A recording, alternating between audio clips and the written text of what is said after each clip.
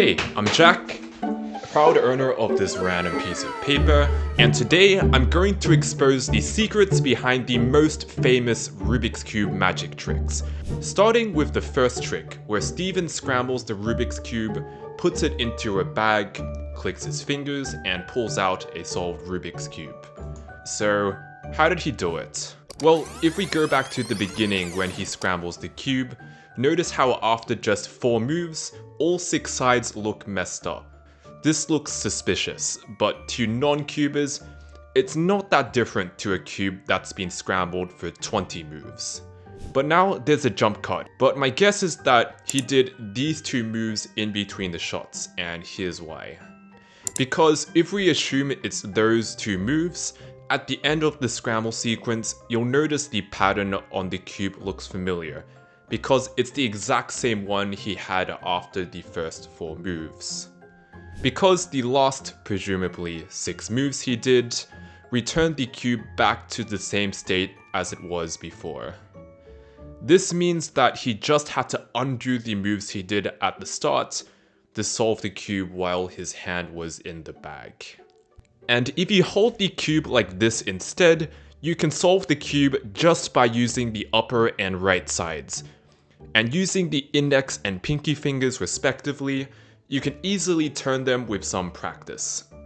Also, much like in his Rubik's Cube magic kit, he's using a Shengshou Aurora, which is a really quiet speed cube.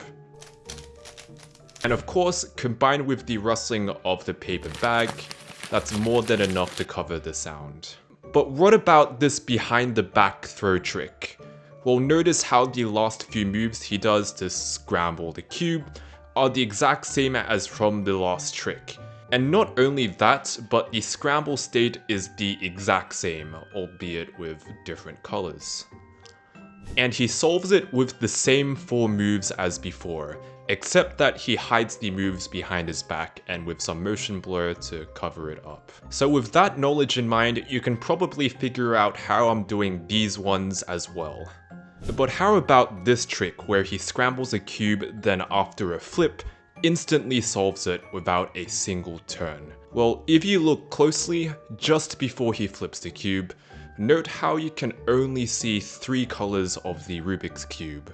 Because he isn't actually solving the cube, he's just showing the other 3 colors and sides which are completely solved.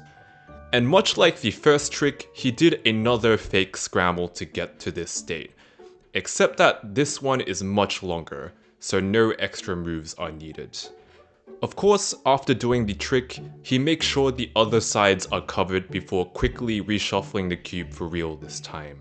But in another appearance, when he does this flipping trick, you'll see the cube actually looks a lot more scrambled on the front, and even shows all 6 colors. So how does it work here? Well, if you go even further back in the clip, this corner on the cube has 2 blue stickers. But if you take apart a Rubik's Cube and look at the corners, you'll see there's never a repeating color, which means that this Rubik's Cube is impossible to solve. And with a bit more covering with the hands, is just there to show a different variation of the same trick again. But even knowing how to solve the Rubik's Cube, this last one took some time to figure out. Here, Steven gets Simon to scramble a cube, then puts it in a bag before revealing a solved Rubik's Cube, to get the audience to think it's another bag trick like the first one I showed. But then he shows he just had a solved Rubik's Cube in there all along, and that it wasn't a real trick.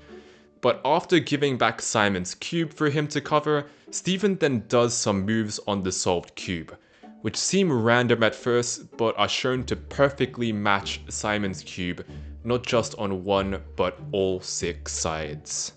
But how?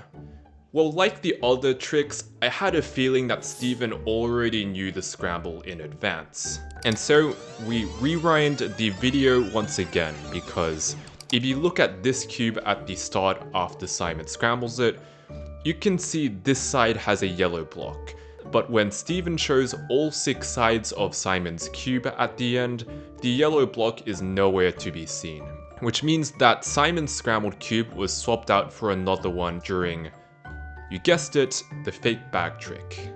Which means that inside the bag, there isn't just one solved cube, but a second one with a fake scramble which Steven had pre-memorized.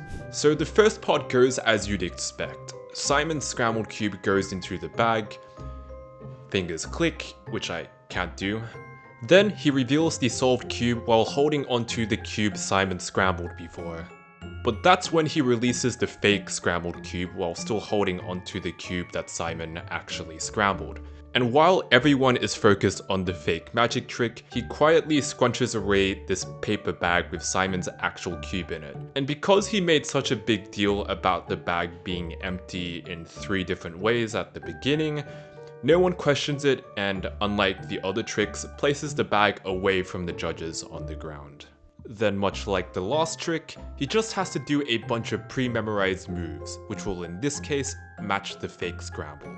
So while this video may seem like, oh my god, Rubik's Cube magic tricks exposed, this isn't a negative video about Steven Brundage, the guy who did all these tricks.